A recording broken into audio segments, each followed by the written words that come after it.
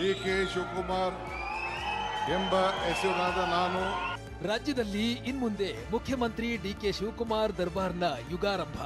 ರಾಜ್ಯದ 25ನೇ ಮುಖ್ಯಮಂತ್ರಿಯಾಗಿ ದೊಡ್ಡ ಆಲಹಳ್ಳಿ ಕೆಂಪೇಗೌಡ ಶಿವಕುಮಾರ್ ಪದಗ್ರಹಣ ಸ್ವೀಕರಿಸಿದ್ದಾರೆ.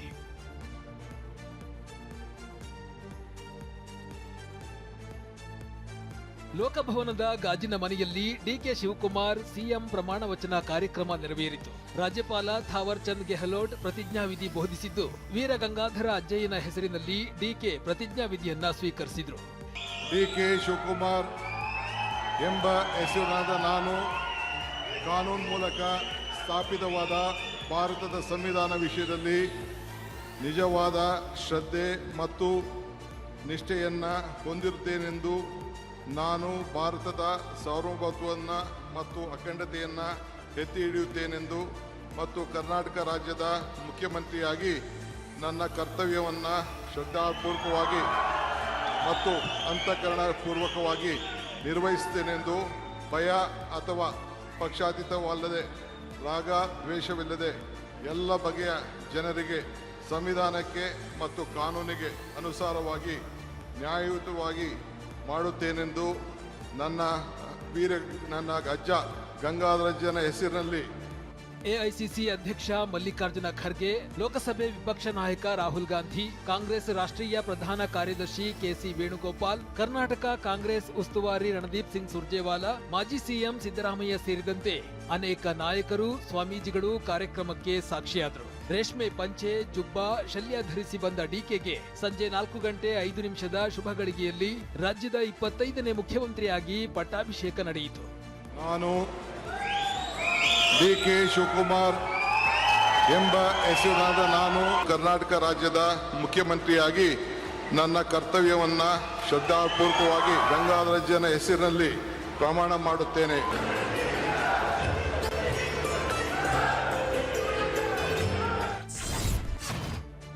ಡಿಕೆ ಶಿವಕುಮಾರ್ ಸಿಎಂ ಪ್ರಮಾಣ ವಚನದ ಜೊತೆಗೆ 13 ಶಾಸಕರು ಸಚಿವರಾಗಿ ಪದಗ್ರಹಣ ಸ್ವೀಕರಿಸಿದರು. ಸಿಎಂ ಬಳಿಕ ರಾಜ್ಯದ ಉಪಮುಖ್ಯಮಂತ್ರಿಯಾಗಿ ಡಾಕ್ಟರ್ ಜಿ. ಪರಮೇಶ್ವರ್ ಪ್ರಮಾಣ ವಚನ ಸ್ವೀಕರಿಸಿದರು. ನಂತರ ಸಚಿವರಾಗಿ Satish Jarkiholi, KH Muniyappa, Priyank Kharge, Krishna Byregowda, UT Khader, doctor Yathindra Siddaramaiah ಸೇರಿದಂತೆ 13 ಮಂದಿ ನೂತನ ಸಂಪುಟವನ್ನ ಸೇರಿದರು. ಡಿ.ಕೆ. ಶಿವಕುಮಾರ್ ಎಂಬ ಹೆಸರಿನಾದ ನಾನು ಕಾನೂನಿನ ಮೂಲಕ ಸ್ಥಾಪಿತವಾದ ಭಾರತದ ಸಂವಿಧಾನದ ವಿಷಯದಲ್ಲಿ ನಿಜವಾದ ಶ್ರದ್ಧೆ ಮತ್ತು ನಿಷ್ಠೆಯನ್ನು ಹೊಂದಿರುತ್ತೇನೆಂದು, ನಾನು ಭಾರತದ ಸಾರ್ವಭೌಮತ್ವವನ್ನು ಮತ್ತು ಅಖಂಡತೆಯನ್ನು ಎತ್ತಿ ಹಿಡಿಯುತ್ತೇನೆಂದು ಮತ್ತು ಕರ್ನಾಟಕ ರಾಜ್ಯದ ಮಂತ್ರಿಯಾಗಿ ನನ್ನ ಕರ್ತವ್ಯಗಳನ್ನು ಶ್ರದ್ಧಾಪೂರ್ವಕವಾಗಿ ಮತ್ತು ಅಂತಃಕರಣಪೂರ್ವಕವಾಗಿ ಭಯ ಅಥವಾ ಪಕ್ಷಪಾತವಿಲ್ಲದೆ, ರಾಗದೇಶ ಇಲ್ಲದೆ ಎಲ್ಲ ಬಗೆಯ ಜನರಿಗೆ ಸಂವಿಧಾನಕ್ಕೆ ಮತ್ತು ಕಾನೂನಿಗೆ ಅನುಸಾರವಾಗಿ ನ್ಯಾಯವಾದದ್ದನ್ನು ಮಾಡುತ್ತೇನೆಂದು ನನ್ನ ಅಜ್ಜನ ವೀರ ಗಂಗಾಧರ ಅಜ್ಜರ ಹೆಸರಿನಲ್ಲಿ ಪ್ರಮಾಣ ಮಾಡುತ್ತೇನೆ. ಡಾಕ್ಟರ್ ಅಂಬೇಡ್ಕರ್ ಅವರ ಮೇಲೆ ಪ್ರಮಾಣ ಮಾಡುತ್ತೇನೆ. ದೇವರ ಹೆಸರಿನಲ್ಲಿ ಪ್ರಮಾಣ ಮಾಡುತ್ತೇನೆ. ದೇವರ ಹೆಸರಿನಲ್ಲಿ ಪ್ರಮಾಣ ಮಾಡುತ್ತೇನೆ. ವಿಶ್ವಗುರು ಅಣ್ಣ ಬಸವಣ್ಣನವರ ಹಾಗೂ ಬಸವಾದಿ ಶರಣರ ಹಾಗೂ ಲಿಂಗೈಕ್ಯ ಸಿದ್ದೇಶ್ವರ ಮಹಾಸ್ವಾಮೀಜಿಯವರ ಹೆಸರಲ್ಲಿ ಪ್ರಮಾಣ ಮಾಡುತ್ತೇನೆ. ದೇವರ ಹಾಗೂ ನಮ್ಮ ಗುರುಗಳಾದಂಥ ಲಿಂಗಕ್ಕೆ ಚನ್ನಬಸವ ಪಟ್ಟದೇವರ ಹೆಸರಿನಲ್ಲಿ ಪ್ರಮಾಣ ಮಾಡುತ್ತೇನೆ. ದೇವರ ಹೆಸರಿನಲ್ಲಿ ಪ್ರಮಾಣ ಮಾಡುತ್ತೇನೆ. ದೇವರ ಹೆಸರಿನಲ್ಲಿ ಪ್ರಮಾಣ ಮಾಡುತ್ತೇನೆ. ಶ್ರದ್ಧಾಪೂರ್ವಕವಾಗಿ ಪ್ರತಿಜ್ಞೆಯನ್ನ ಮಾಡುತ್ತೇನೆ. ಮುಖ್ಯಮಂತ್ರಿಯಾಗಿ ಪ್ರತಿಜ್ಞಾವಿಧಿ ಬಳಿಕ ಡಿಕೆ ಶಿವಕುಮಾರ್ ನೇರವಾಗಿ ವಿಧಾನಸೌಧಕ್ಕೆ ಆಗಮಿಸಿದ್ರು. ಮುಖ್ಯಮಂತ್ರಿ ಆದ ಬಳಿಕ ಮೊದಲ ಬಾರಿಗೆ ವಿಧಾನಸೌಧಕ್ಕೆ ಕಾಲಿಡುವಾಗ ಉತ್ತರ ಬಾಗಿಲಿನಿಂದ ಪ್ರವೇಶಿಸಿದ ಸಿಎಂ ಡಿಕೆಶಿ ವಿಧಾನಸೌಧದ ಮೆಟ್ಟಿಲುಗಳಿಗೆ ದೀರ್ಘದಂಡ ನಮಸ್ಕಾರ ಹಾಕಿ ಒಳಗೆ ತೆರಳಿದ್ರು.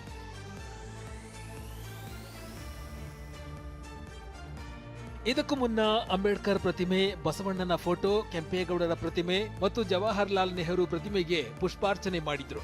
ನಂತರ ವಿಧಾನಸೌಧದ ಮುಖ್ಯಮಂತ್ರಿ ಕೊಠಡಿಗೆ ನೂತನ ಸಿಎಂ ಡಿಕೆ ಶಿವಕುಮಾರ್ ಪ್ರವೇಶಿಸಿದ್ದು, ಸಿಎಂ ಕುರ್ಚಿಗೆ ನೊಣವಿನಕೆರೆ ಸ್ವಾಮೀಜಿ ಪೂಜೆ ಸಲ್ಲಿಸಿದ್ರು. ಬಳಿಕ ಕ್ಯಾಬಿನೆಟ್ ಹಾಲ್ಗೆ ತೆರಳಿದ ಡಿಕೆ ಶಿವಕುಮಾರ್ ತಮ್ಮ ನೇತೃತ್ವದಲ್ಲಿ ಮೊದಲ ಸಂಪುಟ ಸಭೆಯನ್ನ ನಡೆಸಿದ್ರು. ಡಿಕೆ ಶಿವಕುಮಾರ್ ರಾಜ್ಯದ ಮುಖ್ಯಮಂತ್ರಿ ಆಗ್ತಾ ಇದ್ದಂತೆ ಕುಟುಂಬದಲ್ಲಿ ಹಬ್ಬದ ವಾತಾವರಣ ಮನೆ ಮಾಡಿದೆ. ರಾಜ್ಯದ ಅಭಿವೃದ್ಧಿಗಾಗಿ ಶ್ರಮ ವಹಿಸಲಿ ಅಂತ ಡಿಕೆಶಿ ಪತ್ನಿ ಉಷಾ ಶಿವಕುಮಾರ್ ಖುಷಿಯಿಂದ ಪ್ರತಿಕ್ರಿಯಿಸಿದ್ದಾರೆ. ನಮ್ಮ ಹಸ್ಬೆಂಡ್ ಹೇಳ್ತಾ ಇದ್ದೀನಿ ಆಲ್ ದ ಬೆಸ್ಟ್. ಏನ್ ನಿರೀಕ್ಷೆ ಮಾಡ್ತಿದ್ರಿ ಮೇಡಮ್? ಏನಿಲ್ಲ, ಒಳ್ಳೆ ಕೆಲಸ ಮಾಡಲಿ, ಒಳ್ಳೆ ಅಭಿವೃದ್ಧಿ ಆಗಲಿ, ಕರ್ನಾಟಕ ಜನಕ್ಕೆ ಒಳ್ಳೇದು ಕೊಡ್ಲಿ ನಮ್ಮ ಯಜಮಾನರು. ಇನ್ನು ತಂದೆ ಮುಖ್ಯಮಂತ್ರಿ ಗದ್ದುಗೆಯನ್ನ ಏರಿದ ಬಗ್ಗೆ ಖುಷಿ ಹಂಚಿಕೊಂಡ ಪುತ್ರಿ ಐಶ್ವರ್ಯ, ಈಗ ನಮ್ಮ ತಂದೆಯವರ ಜವಾಬ್ದಾರಿ ಮತ್ತಷ್ಟು ಹೆಚ್ಚಾಗಿದೆ ಎಂದಿದ್ದಾರೆ. ಆಲ್ ದಿ ಬೆಸ್ಟ್ ಹೇಳಕ್ಕೆ ನಿಮ್ಮ ತಂದೆಯವರು ತುಂಬಾ ದಿನದ ಕನಸು ಈಡೇರ್ತಾ ಇದೆ, ಹೇಗೆ ಅನಿಸ್ತಾ ಇದೆ? ಕುಟುಂಬಸ್ಥರಲ್ಲಿ ಎಷ್ಟು ಸಂತೋಷ ಇದೆ? ಕನಸಿಗಿಂತ ಜವಾಬ್ದಾರಿ ಹೆಚ್ಚಾಗ್ತದೆ. ಆ ಜವಾಬ್ದಾರಿ ನಿಭಾಯಿಸೋ ಶಕ್ತಿ ಕೊಡಲಿ ಅಂತ ದೇವರನ್ನ ನಾವೆಲ್ಲ ಕುಟುಂಬದವರು ಪ್ರಾರ್ಥನೆ ಮಾಡ್ತೀವಿ. ಮುಂದಿನ ಆಡಳಿತವನ್ನು ಹೇಗೆ ನಿರೀಕ್ಷೆ ಮಾಡಬಹುದು ಅಂತ ನೋಡೋಣ. ನಾನು ಒಂದು ಪ್ರೇಕ್ಷಕಿಯಾಗಿ ನೋಡ್ತಾ ಇದ್ದೀನಿ, ನೋಡೋಣ ಏನಾಗುತ್ತೆ. ಅವ್ರ ಎಕ್ಸ್ಪೀರಿಯನ್ಸ್ ಇಂದ ಆಡಳಿತ ಚೆನ್ನಾಗಿ ಕೊಡಿ ದೇಶಕ್ಕೆ. ಡಿಕೆ ಶಿವಕುಮಾರ್ ಸಿಎಂ ಸಿಂಹಾಸನ ಏರ್ತಾ ಇದ್ದಂತೆ ಶುಭಾಶಯಗಳ ಮಹಾಪೂರ ಹರಿದು ಬಂದಿದೆ. ಈ ಪದಗ್ರಹಣ ಕಾರ್ಯಕ್ರಮಕ್ಕೆ ಆಗಮಿಸಿದ್ದ ನಟಿ, ರಾಜಕಾರಣಿ ರಮ್ಯಾ, ನಟರಾದ ಶಿವಣ್ಣ ಮತ್ತು ರಮೇಶ್ ಅರವಿಂದ್ ಕೂಡ ಶುಭ ಹಾರೈಸಿದ್ದಾರೆ.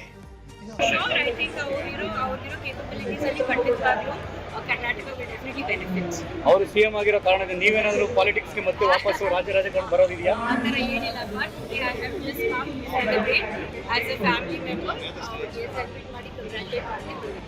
ಖುಷಿ ಆಯ್ತಮ್ಮ, ಆಲ್ ದ ಬೆಸ್ಟ್. ಯಾಕಂದ್ರೆ ಪ್ರತಿಯೊಬ್ಬರಿಗೂ ಅವರೊಂದು ಇಂಟೆನ್ಷನ್ ಹತ್ರ ಇತ್ತು, ಬಟ್ ಆಗಿದ್ದಾರೆ. ಬಟ್ ಒಳ್ಳೆ ಕೆಲಸ ಮಾಡ್ತಿದ್ದ ಒಂದು ಭರವಸೆ.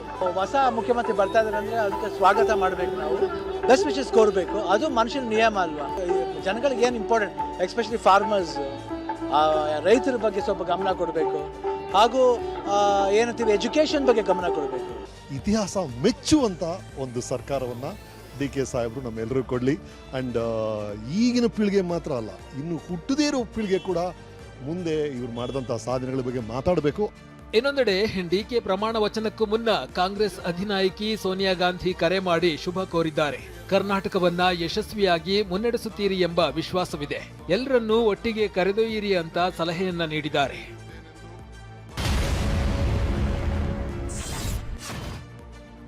ಡಿಕೆ ಶಿವಕುಮಾರ್ ಮುಖ್ಯಮಂತ್ರಿಯಾಗಿ ಅಧಿಕಾರ ವಹಿಸಿಕೊಂಡ ಮೊದಲ ದಿನವೇ ವಿದ್ಯಾರ್ಥಿಗಳಿಗೆ ಬಂಪರ್ ಗಿಫ್ಟ್ ನೀಡಿದ್ದಾರೆ.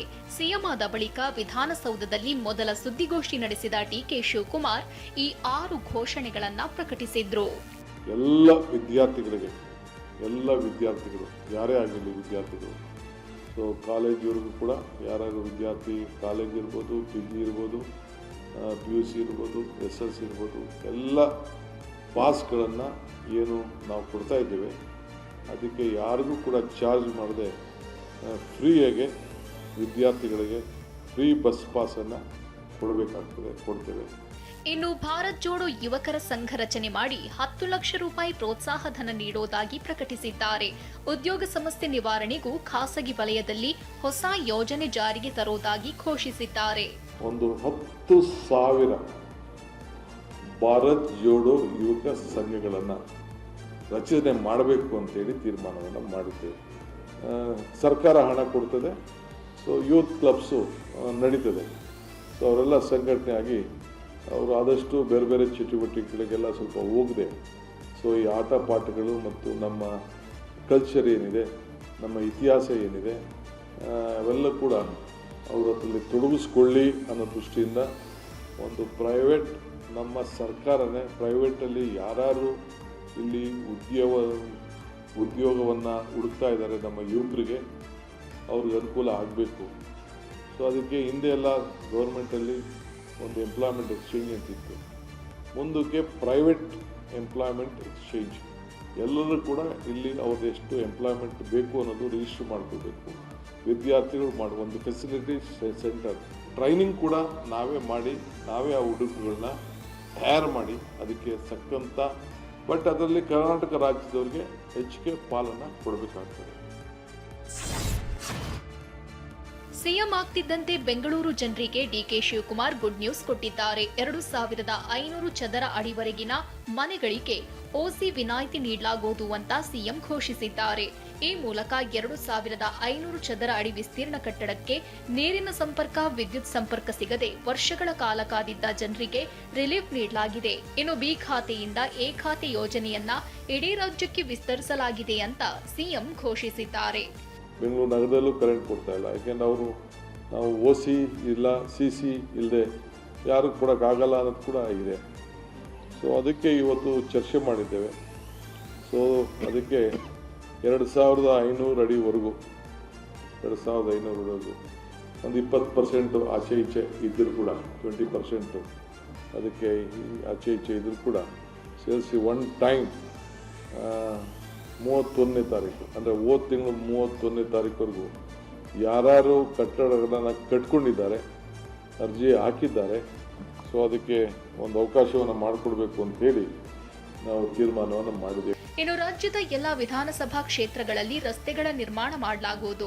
ಇದಕ್ಕೆ ಹಣ ಎಷ್ಟೇ ಖರ್ಚಾಗ್ಲಿ ಇದೆಲ್ಲವನ್ನ ಮಾಡೇ ಮಾಡ್ತೇವೆ ಅಂತ ಡಿಕೆ ಶಿವಕುಮಾರ್ ಹೇಳಿದ್ದಾರೆ. ಜೊತೆಗೆ ಬೆಂಗಳೂರಿನ ರಸ್ತೆಗಳ ಅಭಿವೃದ್ಧಿಗಾಗಿಯೇ 2,000 ಕೋಟಿ ರೂಪಾಯಿ ಮೀಸಲಿಡುವುದಾಗಿ ಸಿಎಂ ಡಿಕೆ ಪ್ರಕಟಿಸಿದ್ದಾರೆ. ಇಷ್ಟೇ ಅಲ್ಲದೆ ರಾಜ್ಯದ ರೈತರ ಸಮಸ್ಯೆಗಳನ್ನ ಬಗೆಹರಿಸಲೆಂದೇ ಕೆಲವು ವಿಶೇಷ ಕಾರ್ಯಕ್ರಮಗಳನ್ನ ಸಿದ್ಧಪಡಿಸಿರುವುದಾಗಿ ಡಿಕೆ ಹೇಳಿದ್ದಾರೆ. ರಾಜ್ಯದ ನೂತನ ಮುಖ್ಯಮಂತ್ರಿಗೆ ಕಾರ್ಯದರ್ಶಿಯಾಗಿ ಐಎಎಸ್ ಅಧಿಕಾರಿ ರಾಜೇಂದ್ರ ಚೋಳನ್ ಅವರನ್ನ ನೇಮಕ ಮಾಡಲಾಗಿದೆ. ರಾಜೇಂದ್ರ ಚೋಳನ್ ಅವರಿಗೆ ಕೆಪಿಸಿಎಲ್ ಎಂಡಿ ಹುದ್ದೆಯನ್ನ ಹೆಚ್ಚುವರಿಯಾಗಿ ನೀಡಲಾಗಿದೆ. ಎಸಿಎಸ್ ಆಗಿ ಐಎಎಸ್ ಅಧಿಕಾರಿ ತುಷಾರ್ ಗಿರಿನಾಥ್ ಅವರನ್ನ ನೇಮಕ ಮಾಡಲಾಗಿದೆ. ಸಿಎಂ ಆರ್ಥಿಕ ಸಲಹೆಗಾರರಾಗಿ ನಿವೃತ್ತ ಐಎಎಸ್ ಅಧಿಕಾರಿಯಾಗಿರುವ ಎಲ್ಕೆ ಅತೀಕ್ ನೇಮಕ ಮಾಡಲಾಗಿದೆ. ಅತೀಕ್ ಸದ್ಯ ಬೆಂಗಳೂರು ಬಿಸಿನೆಸ್ ಕಾರಿಡಾರ್ ಅಧ್ಯಕ್ಷರಾಗಿದ್ದಾರೆ. ಸಿಎಂ ಆಗಿ ಆಯ್ಕೆಯಾದ ಡಿಕೆ ಶಿವಕುಮಾರ್ಗೆ ಕೆಪಿಸಿಸಿ ಕಚೇರಿಯಲ್ಲಿ ಅಭಿನಂದನಾ ಕಾರ್ಯಕ್ರಮ ಆಯೋಜಿಸಲಾಗಿದೆ. ಕೆಪಿಸಿಸಿ ಕಚೇರಿಯ ಉತ್ತರ ದ್ವಾರದಿಂದಲೇ ಸಭಾಂಗಣಕ್ಕೆ ಮುಖ್ಯಮಂತ್ರಿ ಪ್ರವೇಶಿಸಿದ್ರು. ಕಾರ್ಯಕ್ರಮದಲ್ಲಿ ಮಾತನಾಡಿದ ಸಿಎಂ ಡಿಕೆ, ನಾನು ಸಿಎಂ ಆಗಿದ್ದೇನೆ ಎಂದು ಈ ಕಚೇರಿ ಬಿಡುವ ಗಿರಾಕಿಯಲ್ಲ. ಕಾಂಗ್ರೆಸ್ ಪಕ್ಷದ ಕಾರ್ಯಕರ್ತರೇ ನನ್ನ ಉಸಿರು. ಈಗ ಹೊಸ ವೈಬ್ರೇಷನ್ ಶುರುವಾಗಿದೆ ಅಂದ್ರು. ಇದು ನಮ್ಮ ರಾಜ್ಯದ ಕಾಂಗ್ರೆಸ್ ಪಕ್ಷದ ಇತಿಹಾಸಕ್ಕೆ ಒಂದು ದೊಡ್ಡ ದಿನ. ನನ್ನ ದಿನ ಅಲ್ಲ, ಇದು ನಿಮ್ಮ ದಿನ. ಕಾಂಗ್ರೆಸ್ ಶಕ್ತಿ ಈ ದೇಶದ ಶಕ್ತಿ, ಕಾಂಗ್ರೆಸ್ ಇತಿಹಾಸ ಈ ದೇಶದ ಇತಿಹಾಸ ಅಂತೇಳಿ. ಕೆಪಿಸಿಸಿ ಕಚೇರಿಯಲ್ಲಿ ನಡೆದ ಅಭಿನಂದನಾ ಕಾರ್ಯಕ್ರಮದಲ್ಲಿ ಮಾತನಾಡಿದ ಸಿಎಂ ಡಿಕೆ, ಪ್ರಮಾಣವಚನ ಕಾರ್ಯಕ್ರಮ ದೊಡ್ಡದಾಗಿ ಮಾಡುವ ಪ್ಲಾನ್ ಇತ್ತು. ಆದರೆ ಪ್ರಮಾಣವಚನ ಸ್ವೀಕಾರ ಕಾರ್ಯಕ್ರಮ ದೊಡ್ಡ ವಿಚಾರ ಆಗಬಾರ್ದು ಅಂತ ಹೈಕಮಾಂಡ್ ಸಲಹೆ ಕೊಟ್ಟಿತ್ತು ಎಂದಿದ್ದಕ್ಕೆ ಸರಳವಾಗಿ ಮಾಡಿದ್ದಾಗಿ ತಿಳಿಸಿದ್ರು. ಇನ್ನು ನನ್ನ ಅಧ್ಯಕ್ಷತೆ ಅವಧಿಯಲ್ಲಿ ಕಾಂಗ್ರೆಸ್ ಕಚೇರಿ ನಿರ್ಮಾಣಕ್ಕೆ 100 ಕಡೆ ಜಾಗ ಮಾಡಿದ್ದೇವೆ ಅಂತ ಡಿಕೆ ಹೇಳಿದ್ರು. ಡಿಕೆ ಸಂಪುಟಕ್ಕೆ 13 ಸಚಿವರ ಸೇರ್ಪಡೆಯಾಗಿದೆ. ಆದರೆ ಯಾವ ಸಚಿವರಿಗೆ ಯಾವ ಖಾತೆ ಅನ್ನುವ ಚರ್ಚಕರಿಗೆ ತರಿದೆ. ಈ ಸಂಬಂಧ ಕೆಲ ಸಚಿವರು ಪ್ರತಿಕ್ರಿಯೆ ನೀಡಿದ್ದಾರೆ. ಕೆಲವರು ಯಾವ ಖಾತೆಯಾದರೂ ನಿಭಾಯಿಸ್ತಾನೆ ಅಂದರೆ, ಇನ್ನು ಕೆಲವರು ಪ್ರಮುಖ ಖಾತೆಗಳ ಮೇಲೆ ಕಣ್ಣಿಟ್ಟಿದ್ದಾರೆ. ಇಂಥದ್ದೇ ಖಾತೆ ಕೊಡಿ ಅಂತ ಕೇಳಲ್ಲ, ನನ್ನ ಹಿರಿತನಕ್ಕೆ ತಕ್ಕ ಖಾತೆ ಕೊಡುವಂತೆ ಕೇಳುವುದಾಗಿ ರಾಮಲಿಂಗಾರೆಡ್ಡಿ ಹೇಳಿದ್ದಾರೆ. ಕೊಟ್ಟ ಜವಾಬ್ದಾರಿಯನ್ನು ನಿಭಾಯಿಸುವುದಾಗಿ ಕೆಎಚ್ ಮುನಿಯಪ್ಪ ಹೇಳಿದ್ದಾರೆ. ನಾವು ಯಾವುದೇ ಖಾತೆ ಕೇಳುವಂಥ ಪ್ರಶ್ನೆ ಅಲ್ಲ. ಯಾವುದೇ ಬಾಲ್ ಬಂದು ಬ್ಯಾಟ್ ಮಾಡುತ್ತೆ. ಸಮರ್ಪಕವಾಗಿ ಕೆಲಸ ಮಾಡಿ ಆ ಖಾತೆ ಮುಖಾಂತರ ಜನರಿಗೆ ಸವಲತ್ತು ಕೊಟ್ಟು ಆ ಖಾತೆಗೆ ಗೌರವ ಜವಾಬ್ದಾರಿ ನಮ್ಮದು. ನನ್ನ ಸೀನಿಯಾರಿಟಿಗೆ ತಕ್ಕನಾಗಿರ್ತಕ್ಕಂಥದ್ದು ಯಾವುದನ್ನ ಕೊಡಿ ಅಂತ ಹೇಳಿದ್ದೀನಿ. ಇಂಥ ಇಲಾಖೆ ಅಂತ ನಾನೇನು ಕೇಳೋಕ್ಕಾಗಲ್ಲ. ನನ್ನ ಸೀನಿಯಾರಿಟಿಗೆ ತಕ್ಕನಾಗಿ ಯಾವುದಾದ್ರು ಕೊಡಿ. ಅವ್ರೇನು ಕೆಲಸ ಕೊಟ್ಟರೆ ಆ ಕೆಲಸ ಮಾಡ್ತೀನಿ. ನನ್ನ ಮೇಲೆ ಅಪಾರವಾದ ಗೌರವ ನಂಬಿಕೆ ಇಟ್ಟು ಅವ್ರು ನನಗೆ ಜವಾಬ್ದಾರಿ ಕೊಡ್ತಾ ಇದ್ದಾರೆ. ಆ ಜವಾಬ್ದಾರಿಯನ್ನು ನಿಭಾಯಿಸ್ತೀನಿ. ಮತ್ತೊಮ್ಮೆ ಸಚಿವ ಸಂಪುಟದಲ್ಲಿ ಅವಕಾಶ ಪಡೆದ ಈಶ್ವರ್ ಖಂಡ್ರೆಗೆ ಗ್ರಾಮೀಣಾಭಿವೃದ್ಧಿ ಮತ್ತು ಪಂಚಾಯತ್ ರಾಜ್ ಇಲಾಖೆ ಜವಾಬ್ದಾರಿ ಸಿಗುವ ಸಾಧ್ಯತೆ ಇದೆ. ಇನ್ನು ನಾನು ಯಾವ ಖಾತೆ ಮೇಲೂ ನಿರೀಕ್ಷೆ ಮಾಡಿಲ್ಲ. ಯಾವ ಖಾತೆ ಕೊಟ್ಟರೂ ಯಶಸ್ವಿಯಾಗಿ ಕೆಲಸ ಮಾಡ್ತೀನಿ ಅಂತ ಭೈರತಿ ಸುರೇಶ್ ಹೇಳಿದ್ದಾರೆ. ಯಾವ ಖಾತೆ ಮೇಲೂ ನಾನು ನಿರೀಕ್ಷೆನೂ ಇಟ್ಟಿಲ್ಲ, ಆಸೆನೂ ಪಟ್ಟಲ್ಲ. ಏನು ಹೈಕಮಾಂಡ್ ನಿರ್ಧಾರ ಮಾಡ್ತಿತ್ತೆ, ಅವ್ರು ಯಾವ ಖಾತೆಯನ್ನು ಕೊಟ್ಟರೂ ಸಹ ಸಂತೋಷದಿಂದ ಅದನ್ನು ಸ್ವೀಕಾರ ಮಾಡಿ ಜನಗಳಿಗೆ ಕೆಲಸ ಮಾಡುವಂಥದ್ದು, ಇಲಾಖೆಗೆ ಹೆಸರು ತರುವಂಥದ್ದು. ಅದ್ರ ಜೊತೆಗೆ ಕಾಂಗ್ರೆಸ್ ಪಕ್ಷಕ್ಕೆ ಇವತ್ತು ಇಡೀ ದೇಶದಲ್ಲಿ ಜನಗಳ ಪರವಾಗಿರುವಂಥದ್ದು ಕಾಂಗ್ರೆಸ್ ಸರ್ಕಾರ. ಅಂಥ ಸರ್ಕಾರದಲ್ಲಿ ನಾನು ಮಂತ್ರಿ ಆಗಿದ್ದೀನಿ ಅಂದರೆ ಅದು ನನ್ನ ಸೌಭಾಗ್ಯ ಅಂತ ತಿಳ್ಕೊತೀನಿ.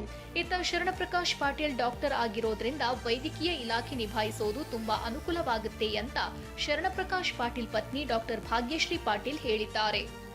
ಖುಷಿ ಇದೆ, ಜವಾಬ್ದಾರಿ ಹೆಚ್ಚಾಗ್ತಾ ಇದೆ. ಯಾಕಂದರೆ ಪಕ್ಷದ ವರಿಷ್ಠರು ಅವ್ರ ಮೇಲೆ ಮತ್ತೆ ವಿಶ್ವಾಸ ಮಾಡ್ತಾ ಇದ್ದಾರೆ.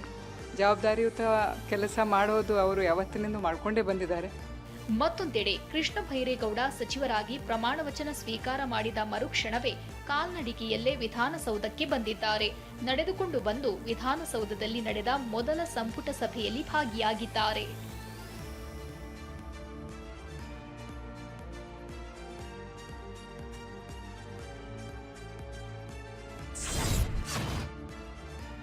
ಕಾಂಗ್ರೆಸ್ ಹೈಕಮಾಂಡ್ ಅಳೆದು ತೂಗಿ ಸಚಿವರ ಪಟ್ಟಿಯನ್ನ ಅಂತಿಮ ಮಾಡಿದೆ. ಈಗಾಗಲೇ ಸಿಎಂ ಡಿಕೆ ಶಿವಕುಮಾರ್ ಸೇರಿದಂತೆ 14 ಮಂದಿ ಪ್ರಮಾಣ ವಚನವನ್ನ ಸ್ವೀಕರಿಸಿದ್ದಾರೆ. ಆದ್ರೆ ಮೊದಲ ಪಟ್ಟಿಯಲ್ಲಿ ಸ್ಥಾನವನ್ನ ಪಡೆಯದೆ ಮಿಸ್ ಆಗಿರುವ ಘಟಾನುಘಟಿ ನಾಯಕರು ಯಾರೆಲ್ಲ ಗೊತ್ತಾ? ವಸತಿ ಸಚಿವರಾಗಿದ್ದ ಜಮೀರ್ ಅಹಮದ್ ಖಾನ್, ಎಚ್.ಕೆ. ಪಾಟೀಲ್, ಶಿವರಾಜ್ ತಂಗಡಗಿ, ಸಂತೋಷ್ ಲಾಡ್, ಚಲುವರಾಯಸ್ವಾಮಿ, ದಿನೇಶ್ ಗುಂಡೂರಾವ್, ಎಚ್.ಸಿ. ಮಹದೇವಪ್ಪ, ಲಕ್ಷ್ಮೀ ಹೆಬ್ಬಾಳ್ಕರ್, ಮಧು ಬಂಗಾರಪ್ಪಗೆ ಮೊದಲ ಪಟ್ಟಿಯಲ್ಲಿ ಸ್ಥಾನ ಸಿಕ್ಕಿಲ್ಲ. ಇತ್ತ ಸಿದ್ಧಾಂತ ನಿಷ್ಠರಿಗೆ ಹಾದಿ ಯಾವಾಗಲೂ ಕಠಿಣವೇ. ಹೈಕಮಾಂಡ್ ನಿರ್ಧಾರಕ್ಕೆ ಒಪ್ಪೋಣ ಅಂತ ಎಕ್ಸ್ ಖಾತೆಯಲ್ಲಿ ಎಚ್.ಕೆ. ಪಾಟೀಲ್ ಬೇಸರ ಹೊರಹಾಕಿದ್ದಾರೆ. ಇನ್ನೊಂದೆಡೆ ಎರಡನೇ ಪಟ್ಟಿಯಲ್ಲಿ ತಂದೆ ಹೆಸರು ಬರುವ ವಿಶ್ವಾಸವಿದೆ ಅಂತ ಎನ್.ಎ. ಹ್ಯಾರಿಸ್ ಪುತ್ರ ಮೊಹಮ್ಮದ್ ನಲ್ಪಾಡ್ ವಿಶ್ವಾಸವನ್ನ ವ್ಯಕ್ತಪಡಿಸಿದ್ದಾರೆ. ನಮಗೇನು ಮೆಸೇಜ್ ಬಂದಿಲ್ಲ. ನನಗೆ ನಂಬಿಕೆ ಇದೆ ಅವರು ಕೂಡ ಮಂತ್ರಿ ಆಗ್ತಾರೆ, ಈ ಸಂಪುಟದಲ್ಲಿ ಅವರು ಕೂಡ ಇರ್ತಾರೆ ಅನ್ನೋ 100% ನಂಬಿಕೆ ಇದೆ ಕಾಂಗ್ರೆಸ್ ಹೈಕಮಾಂಡ್. ಡಿಕೆ ಶಿವಕುಮಾರ್ ರಾಜ್ಯದ ಮುಖ್ಯಮಂತ್ರಿ ಆಗ್ತಾ ಇದ್ದಂತೆ ಕುಟುಂಬದಲ್ಲಿ ಹಬ್ಬದ ವಾತಾವರಣ ಮನೆ ಮಾಡಿದೆ. ರಾಜ್ಯದ ಅಭಿವೃದ್ಧಿಗಾಗಿ ಶ್ರಮ ವಹಿಸಲಿ ಅಂತ ಡಿಕೆಶಿ ಪತ್ನಿ ಉಷಾ ಶಿವಕುಮಾರ್ ಖುಷಿಯಿಂದ ಪ್ರತಿಕ್ರಿಯಿಸಿದ್ದಾರೆ. ನಮ್ಮ ಹಸ್ಬೆಂಡ್ ಹೇಳ್ತಾ ಇದ್ದೀನಿ ಆಲ್ ದ ಬೆಸ್ಟ್. ಏನ್ ನಿರೀಕ್ಷೆ ಮಾಡ್ತಿದ್ರಿ ಮೇಡಮ್? ಏನಿಲ್ಲ, ಒಳ್ಳೆ ಕೆಲಸ ಮಾಡಿ, ಒಳ್ಳೆ ಅಭಿವೃದ್ಧಿ ಆಗಲಿ ಕರ್ನಾಟಕ. ಸಿಎಂ ಸ್ಥಾನಕ್ಕೆ ರಾಜೀನಾಮೆ ನೀಡಿ ಡಿಕೆ ಶಿವಕುಮಾರ್ ಮುಖ್ಯಮಂತ್ರಿ ಸ್ಥಾನಕ್ಕೇರಲು ಅವಕಾಶ ಮಾಡಿಕೊಟ್ಟ ಸಿದ್ದರಾಮಯ್ಯ ಅವರನ್ನ ಎಐಸಿಸಿ ಕಾಂಗ್ರೆಸ್ ವರ್ಕಿಂಗ್ ಕಮಿಟಿ ಸದಸ್ಯರನ್ನಾಗಿ ನೇಮಕ ಮಾಡಲಾಗಿದೆ. ಸಿದ್ದರಾಮಯ್ಯನವರನ್ನ ಸಿಡಬ್ಲ್ಯೂಸಿ ಸದಸ್ಯರಾಗಿ ನೇಮಿಸಿ ಎಐಸಿಸಿ ಅಧ್ಯಕ್ಷ ಮಲ್ಲಿಕಾರ್ಜುನ ಖರ್ಗೆ ಆದೇಶಿಸಿದ್ದಾರೆ. ಕಾಂಗ್ರೆಸ್ ಕಾರ್ಯಕಾರಿ ಸಮಿತಿ ಸದಸ್ಯ ಸ್ಥಾನ ಶಕ್ತಿಶಾಲಿ ಸ್ಥಾನಮಾನವಾಗಿದೆ. ಕಾರ್ಯಕಾರಿ ಸಮಿತಿಯು ಪಕ್ಷದ ಪರಮೋಚ್ಚ ನೀತಿ ನಿರೂಪಣಾ ಮಂಡಳಿಯಾಗಿದೆ. ಪಕ್ಷದ ಪ್ರಮುಖ ರಾಜಕೀಯ ಕಾರ್ಯತಂತ್ರಗಳ ಅಂತಿಮ ನಿರ್ಧಾರಗಳು ಕಾಂಗ್ರೆಸ್ ಕಾರ್ಯಕಾರಿ ಸಮಿತಿಯ ಸಭೆಯಲ್ಲೇ ಆಗುತ್ತವೆ. ಈ ಸಮಿತಿಯಲ್ಲಿ ಸದಸ್ಯರಾಗುವುದರಿಂದ ಸಿದ್ದರಾಮಯ್ಯನವರಿಗೆ ಕೇವಲ ಪ್ರಾದೇಶಿಕ ನಾಯಕತ್ವ ಮಾತ್ರವಲ್ಲದೆ ರಾಷ್ಟ್ರ ಮಟ್ಟದಲ್ಲಿ ದೊಡ್ಡ ಮನ್ನಣೆ ಮತ್ತು ಪ್ರಭಾವ ಸಿಗಲಿದೆ. ಡಿಕೆ ಶಿವಕುಮಾರ್ ಇದೀಗ ಮುಖ್ಯಮಂತ್ರಿಯಾಗಿ ಆಡಳಿತ ಆರಂಭಿಸಿದ್ದಾರೆ. ಇಷ್ಟು ದಿನ ಡಿಕೆ ಬಳಿ ಇದ್ದ ಕೆಪಿಸಿಸಿ ಅಧ್ಯಕ್ಷ ಸ್ಥಾನವನ್ನ ಇದೀಗ ಎಂಎಲ್ಸಿ ಬಿಕೆ ಹರಿಪ್ರಸಾದ್ಗೆ ನೀಡಲಾಗಿದೆ. ಇನ್ನು ಮುಂದೆ ಕೆಪಿಸಿಸಿ ಸಾರಥಿಯಾಗಿ ಬಿಕೆ ಹರಿಪ್ರಸಾದ್ ಕಾಂಗ್ರೆಸ್ ಪಕ್ಷವನ್ನ ಮುನ್ನಡೆಸಲಿದ್ದಾರೆ. ಹೈಕಮಾಂಡ್ಗೆ ಮತ್ತು ಪಕ್ಷಕ್ಕೆ ನಿಷ್ಠಾವಂತರಾಗಿರುವ ಬಿಕೆ ಹರಿಪ್ರಸಾದ್ಗೆ ಕೆಪಿಸಿಸಿ ಅಧ್ಯಕ್ಷ ಸ್ಥಾನ ನೀಡಲಾಗಿದೆ. ಸಂಘಟನಾ ಚಾಣಾಕ್ಷತನದಿಂದ ಮಂಗಳೂರಿನಲ್ಲಿ ಅಹಿಂದ ಸಭೆ ಮೂಲಕ ಶಕ್ತಿ ಪ್ರದರ್ಶನ ಮಾಡಿದ್ದರು. ಅಹಿಂದದಲ್ಲಿ ಗುರುತಿಸಿಕೊಂಡಿರುವ ಹರಿಪ್ರಸಾದ್ಗೆ ಸಿದ್ದರಾಮಯ್ಯನವರ ಬಲ ಇತ್ತು. 7-8 ತಿಂಗಳಿಂದ ಸಿದ್ದರಾಮಯ್ಯ ಜೊತೆಗಿದ್ದ ಹರಿಪ್ರಸಾದ್ ಹೈಕಮಾಂಡ್ಗೆ ಬಲವಾದ ಸಂದೇಶವನ್ನ ರವಾನಿಸಿದ್ರು. ಸಿದ್ದರಾಮಯ್ಯ ಕೂಡ ಹರಿಪ್ರಸಾದ್ ಪರವಾಗಿ ಬ್ಯಾಟ್ ಬೀಸಿದ್ದರು. ಇನ್ನು ಇದೇ ವೇಳೆ ಬಿಕೆ ಹರಿಪ್ರಸಾದ್ ಭೇಟಿಯಾಗಿದ್ದ ಜಮೀರ್ ಪ್ರಸಕ್ತ ವಿದ್ಯಮಾನಗಳ ಬಗ್ಗೆ ಚರ್ಚಿಸಿದ್ದಾರೆ. ಇತ್ತ ಸತೀಶ್ ಜಾರಕಿಹೊಳಿ ಸಚಿವ ಸ್ಥಾನ ಹಾಗೂ ಕೆಪಿಸಿಸಿ ಅಧ್ಯಕ್ಷ ಸ್ಥಾನ ನೀಡುವಂತೆ ಹೈಕಮಾಂಡ್ ಬಳಿ ಪಟ್ಟು ಹಿಡಿದಿದ್ರು. ಆದರೆ ಹೈಕಮಾಂಡ್ ಒಬ್ಬರಿಗೆ ಒಂದೇ ಹುದ್ದೆ ಅನ್ನೋ ಸೂತ್ರವನ್ನ ಅನುಸರಿಸಿದೆ. ಸತೀಶ್ಗೆ ಸಚಿವ ಸ್ಥಾನ ಮಾತ್ರ ನೀಡಲಾಗಿದೆ. ಈ ಸಂಬಂಧ ಪ್ರತಿಕ್ರಿಯೆ ನೀಡಿರುವ ಸತೀಶ್ ಜಾರಕಿಹೊಳಿ, ಯಾರೇ ಕೆಪಿಸಿಸಿ ಅಧ್ಯಕ್ಷರಾದ್ರೂ ಅವರ ಜೊತೆ ಸೇರಿ ಕೆಲಸ ಮಾಡೋಣ ಅಂದಿದ್ದಾರೆ. ಸ್ಥಾನಕ್ಕೆ ಬಿಕೆ ಹರಿಪ್ರಸಾದ್ ಹೆಸರು ಕೇಳಿ ಬರ್ತಾರೆ. ಅದೇ ಮಾಡ್ತಾರೆ, 3-4 ಜನ ಅಲ್ಲೂ ಇದೆ. ಯಾರಿಗೆ ಅಂತಿಮವಾಗಿ ಆಗ್ತೈತಿ ಎಲ್ಲರೂ ಅವ್ರ ಜೊತೆ ಕೂಡಿ ಕೆಲಸ ಮಾಡ್ಬೇಕಷ್ಟೇ. ನೂತನ ಸಿಎಂ ಆಗಿ ಪ್ರಮಾಣ ವಚನ ಸ್ವೀಕರಿಸೋದಕ್ಕೂ ಮುಂಚೆ ಡಿಕೆ ಶಿವಕುಮಾರ್ ಲೆಕ್ಕಾಚಾರದ ಹೆಜ್ಜೆಯನ್ನ ಇಟ್ಟರು. ಸಿದ್ದರಾಮಯ್ಯ ಆಶೀರ್ವಾದ ಪಡೆಯುವ ಮೂಲಕ ಹಿಂದುಳಿದ ವರ್ಗಗಳ ಕಣ್ಣಲ್ಲಿನ ಅಸಮಾಧಾನ ಕಡಿಮೆ ಮಾಡೋ ಪ್ರಯತ್ನ ಮಾಡಿದ್ರು. ಜೊತೆಗೆ ಪ್ರಮಾಣ ವಚನ ಸ್ವೀಕಾರಕ್ಕೆ ವಿಪಕ್ಷಗಳ ಹಿರಿಯ ನಾಯಕರನ್ನ ಭೇಟಿಯಾಗಿ ರಾಜ್ಯದಲ್ಲಿ ಹೊಸ ಸಂಪ್ರದಾಯವನ್ನ ಹುಟ್ಟುಹಾಕಿದ್ರು. ಬೆಂಗಳೂರಿನ ಡಾಲರ್ಸ್ ಕಾಲೋನಿಯಲ್ಲಿರುವ ಬಿಎಸ್ವೈ ನಿವಾಸಕ್ಕೆ ಬಂದಿದ್ದ ಡಿಕೆ ಶಿವಕುಮಾರ್ ಮನೆ ದೇವರ ಕೋಣೆ ಒಳಗೆ ತೆರಳಿ ದೇವರಿಗೆ ನಮಸ್ಕರಿಸಿದ್ರು. ಇದೇ ವೇಳೆ ಮಾಜಿ ಸಿಎಂ ಬಿಎಸ್ ಯಡಿಯೂರಪ್ಪ ಡಿಕೆ ಶಿವಕುಮಾರ್ಗೆ ಶಾಲು ಹೊದಿಸಿ ಅಭಿನಂದಿಸಿದ್ರು. ಮಾಜಿ ಪ್ರಧಾನಿ ಎಚ್.ಡಿ. ದೇವೇಗೌಡರ ಕಾಲಿಗೆ ನಮಸ್ಕರಿಸಿ ಆಶೀರ್ವಾದ ಪಡೆದ್ರು. ಬಳಿಕ ಮಾತನಾಡಿ ಅವರ ಅನುಭವ ಮಾರ್ಗದರ್ಶನ ರಾಜ್ಯಕ್ಕೆ ಅಪಾರ ಶಕ್ತಿ ನೀಡುತ್ತೆ ಅಂತ ಹೇಳಿದ್ರು. ಅವರ ಅನುಭವಗಳು ಅಪಾರವಾದಂಥ ಒಂದು ಶಕ್ತಿ. ಅವರ ಕಣಜದಲ್ಲಿ ಅವರ ಅನುಭವಗಳಿದೆಯಲ್ಲ, ಇದು ಭಾಳ ದೊಡ್ಡ ವಿಚಾರಗಳೆಲ್ಲ ಕೂಡ ಇದೆ. ಅನೇಕ ಒಳ್ಳೊಳ್ಳೆಯ ಮಾರ್ಗದರ್ಶನವನ್ನು ಕೊಟ್ಟಿದ್ದಾರೆ. ನನ್ನ ತಾಳ್ಮೆ ಬಗ್ಗೆ ಅವರು ಮೆಚ್ಚಿಕೊಂಡಿದ್ದಾರೆ. ನೂತನ ಸಿಎಂ ಆಗಿ ಡಿಕೆ ಶಿವಕುಮಾರ್ ಪ್ರಮಾಣ ವಚನ ಸ್ವೀಕರಿಸಿದ್ದಾರೆ. ಡಿಕೆ ಪ್ರಮಾಣ ವಚನವನ್ನ ಕಣ್ತುಂಬಿಕೊಳ್ಳೋಕೆ ತವರು ಜಿಲ್ಲೆ ಬೆಂಗಳೂರು ದಕ್ಷಿಣದ ರಾಮನಗರದಿಂದ 5,000ಕ್ಕೂ ಹೆಚ್ಚು ಜನ ಆಗಮಿಸಿದ್ದರು. ರಾಮನಗರದಿಂದಲೇ 200 ಬಸ್ಗಳ ವ್ಯವಸ್ಥೆ ಮಾಡಲಾಗಿತ್ತು. ಇತ್ತ ಪ್ರಮಾಣ ವಚನ ಕಾರ್ಯಕ್ರಮ ವೀಕ್ಷಿಸೋದಕ್ಕೆ ಬೆಳಗಾವಿ ಜಿಲ್ಲಾ ಕಾಂಗ್ರೆಸ್ ಕಚೇರಿಯಲ್ಲಿ ಎಲ್ಇಡಿ ಪರದೆ ವ್ಯವಸ್ಥೆ ಮಾಡಲಾಗಿತ್ತು.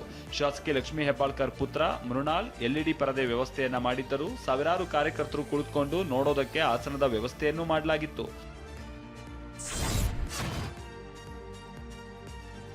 ನೂತನ ಸಿಎಂ ಆಗಿ ಡಿಕೆ ಶಿವಕುಮಾರ್ ಪ್ರಮಾಣ ವಚನ ಸ್ವೀಕರಿಸಿದ ಖುಷಿಗೆ ನೆಲಮಂಗಲ ತಾಲೂಕಿನ ಪ್ರತಿ ಮನೆಗೂ ಲಾಡು ಬಾಕ್ಸ್ಗಳನ್ನು ಹಂಚಲಾಯಿತು. ಶಾಸಕ ಶ್ರೀನಿವಾಸ್ ನೇತೃತ್ವದಲ್ಲಿ 90,000 ಮನೆಗಳಿಗೆ 10 ಲಕ್ಷ ಲಾಡನ್ನ ಹಂಚಲಾಗಿದೆ. ಡಿಕೆ ಶಿವಕುಮಾರ್ ರಾಜ್ಯದ ನೂತನ ಮುಖ್ಯಮಂತ್ರಿಯಾದ ಖುಷಿಯಲ್ಲಿ ಚಿಕ್ಕಬಳ್ಳಾಪುರ ಜಿಲ್ಲೆ ಶಿಡ್ಲಘಟ್ಟದ ಅಭಿಮಾನಿಯೋರ್ವ ತಿರುಪತಿ ಲಡ್ಡು ಮಾದರಿಯಲ್ಲಿ ಬರೋಬ್ಬರಿ 15,000 ಲಡ್ಡುಗಳನ್ನು ಸಾರ್ವಜನಿಕರಿಗೆ ವಿತರಣೆ ಮಾಡಿದ್ರು. ಚಿಕ್ಕಬಳ್ಳಾಪುರ ಜಿಲ್ಲೆ ಶಿಡ್ಲಘಟ್ಟ ಪಟ್ಟಣದಲ್ಲಿ ಡಿಕೆ ಅಭಿಮಾನಿಗಳಿಂದ ಸಿಹಿ, ಚಿಕನ್, ಮಟನ್ ಬಿರಿಯಾನಿಯನ್ನ ವಿತರಣೆ ಮಾಡಲಾಯಿತು.